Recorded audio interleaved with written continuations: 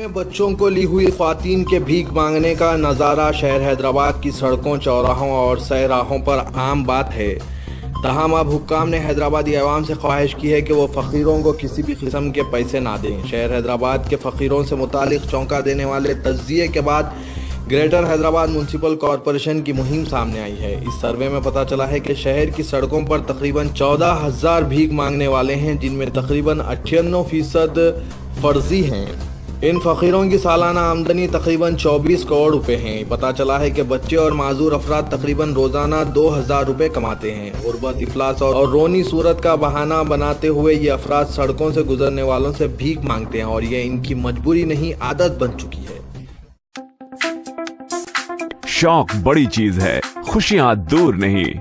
आलम पनाह क्रिएशंस, खुश रहो। आलम पनाह शेरवानी हाउस, खूबसूरत लिबास की शान, उम्दा शेरवानी और पठानी का एक ही मरकज। जी हाँ, आलम पनाह, सबकी जुबान पर एक ही नाम। आलम पनाह, आलम पनाह, आलम पनाह। खूब है जान, बुलंद है मयार, रिवाजी मलबूसात का फैशन आलम पनाह से ज्यादा कोई न जाने। डिजाइनर शेरवानी, सूट्स, पठानी, कुर्ता पजामा और kids wear, absolutely world class. Alam Panah beside Chowmahalla palace, Khilwat square, Hyderabad. Contact 04024501565।